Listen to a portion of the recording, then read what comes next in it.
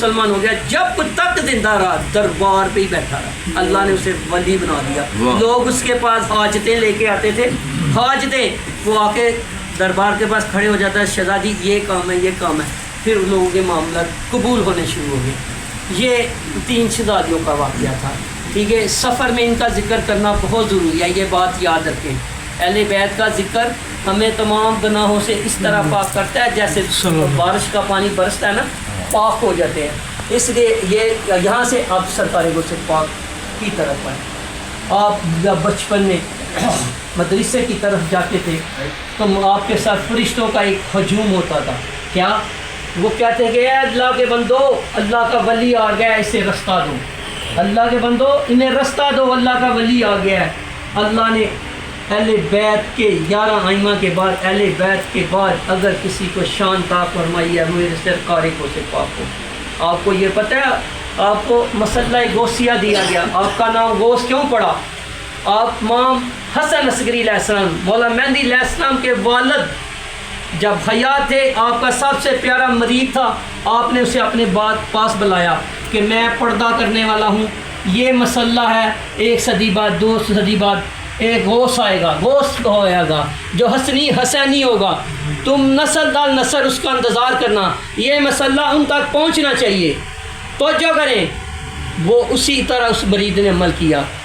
4-5 صدی بعد جب سرکار غوث پاک ہے، ان کی خدمت میں یہ مسئلہ پیش کیا گیا، اس لیے کہتے ہیں مسئلہ غوثیہ، غوث پاک کو اسی لیے نام دیا تھا، اسی لیے نام دیا تھا۔ اب آگے چلیں، آپ بڑے ہی آپ کے لنگر خانے 20,000 بندے روزانہ روٹی کھاتے تھے، عبادت ریاضت کرتے، زانی شرابی آتے تھے ہمارے پاس آ جائیں تو بھائی ہم پہ الزام لگ جاتا ہے انتظامیہ پہ، یہ نشیوں کو روٹی کھلاتے ہیں۔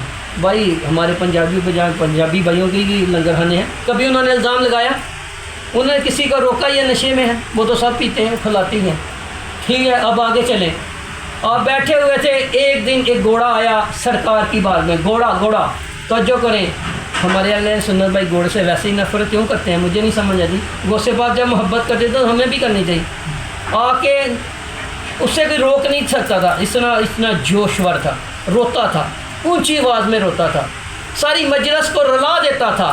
سرکار غوث پاک روتے تھے، چیخیں مارتے اور کچھ بولتا نہیں تھا، چلا جاتا تھا۔ 5-7 دن مسلسل ایسے ہوا۔ سرکار غوث پاک ایک رات اٹھے، تہجد پڑھنے لگے تو دل میں ڈائریکٹ اللہ نے یہ بات کی، گھوڑا آ رہا ہے اس کے ساتھ جاؤ، کچھ مانتے کربلا پڑی ہوئی ہیں، جا کے دیکھو، کربلا کا نام آتا ہے آنسو نکل جاتے ہیں، یار کیا جینے کا مزہ۔ پھر بھی ہم کم از کم یہ تو دعا کر رہے ہیں اللہ ان کے صدقے ہم سب کی مغفرت فرما۔ آپ نے دیکھا تھوڑی دیر بعد وہ گھوڑا آ گیا، گھوڑا آیا، چیخیں مارنے شروع کیا، رونا شروع کر دیا۔ آپ نے تمام مدرسے کے لوگوں، لنگر خانے کے لوگ، 1 لاکھ کا قافلہ، 3 بجے رات تہجد کا ٹائم اٹھایا، بولو میرے ساتھ چلو۔ سرکار غوث پاک گھوڑے کے پیچھے پیچھے، قافلہ پیچھے پیچھے، جب کربلا پہنچا وہ ایک درخت کے نیچے رک گیا۔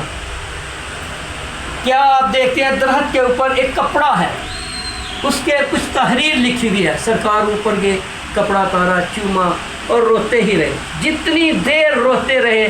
پھر آپ نے موشا کربلا کے بارے میں اپنے مریدین کو، مولا حسین کے بارے میں ساری بریفنگ دی کہ بھائی یہ حق ہے جو ہم نے ادا کرنا ہے۔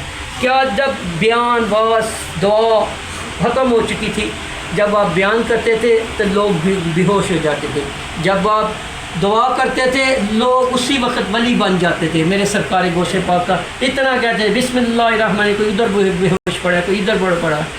جب سارے معاملہ سے ختم ہوئے تو اب کیا دیکھا ہے، گھوڑا غائب تھا، پریشان ہو گئے، بڑے سارے 1 لاکھ مجمع پریشان ہو گیا اور گھوڑے کو ڈھونڈنا شروع کر دیا، گھوڑا نہ ملا۔ پھر آپ کو خواب میں بشارت کی، اے غوث پاک تمہیں مولا حسین کی محبت تمہارے سینے میں ڈالی گئی ہے، تمہارے مریدین میں مولا حسین کی محبت ڈالی گئی ہے۔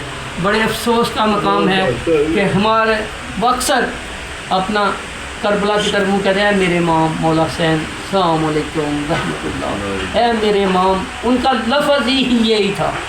لیکن ہمارے اہل سنت بھائی یہ ذکر نہیں کرتے کہ سرکار غوث پاک کا کتنا عشق سائل ہے سے، مولا حسین سے، آپ کا زادیوں سے، اور جو دین کا کام انہوں نے کیا، اللہ عزوجل نے دیکھے ان کی شان دیکھیں. بہت اہم چیپٹر ہے میرا مولا مہدی صلی اللہ علیہ وسلم، بہت اہم میری کال ہے، ایسی کال کسی کو نہیں ملی. ہے کسی کے پاس؟ ہے کسی کے پاس؟ یہ سرکار غوث پاک کو ملی بھائی، ہمیں ملی. انہیں تکلیف بھائی میرے بڑوں نے کربلا لڑا، شہادتیں پائی، اس کے بعد ہم وکالت کے لیے دنیا میں گھس گئے، انہوں نے کھینچ کے کہانی ادھر بٹھا دیا. ہم نہیں رکیں گے، ہم نہیں رکیں گے، کیونکہ ہم ان کی آل ہیں. وہ مولویوں، اگر تمہیں تو ایک مسجد سے اچھی طرح ملتی ہے دوسری مسجد چھوڑ دیتے ہو، تمہارا عالم کیا ہے؟ تمہاری اہمیت کیا ہے کہ آج ادھر 10,000 مل رہا ہے، 1200 کی حد تک بندے چھوڑ دیتے ہو. تم دین کا کیا کام کرو گے؟ تنظیموں والا تم کیا مولا مہدی صلی اللہ علیہ وسلم کام کرو گے؟ یہ سرکار غوث پاک کا کرم ہے اور ہم سب پہ کرم ہے. ہم مولا مہدی علیہ السلام لنگر خانہ چلا رہے ہیں اور مولا مہدی عیسیٰ علیہ السلام معرفت میں، میرا مولا مہدی علیہ السلام غیبت میں ہے. کیا امام جعفر صادق علیہ السلام پڑھتے ہیں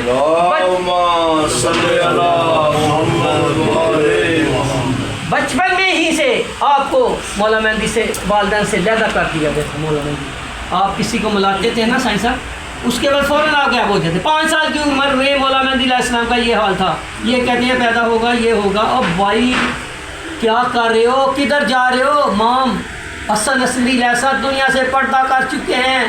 امام جعفر کہنا کدھر سے لاؤ گے مولا مہدی کو؟ ہوش کرو، وہ غیبت میں ہے، 1200 سال سے غیبت میں ہے. امام جعفر صادق علیہ السلام فرماتے ہیں جو مان گیا کامیاب، نہیں نہ مانا جہالت اور کفر کی موت.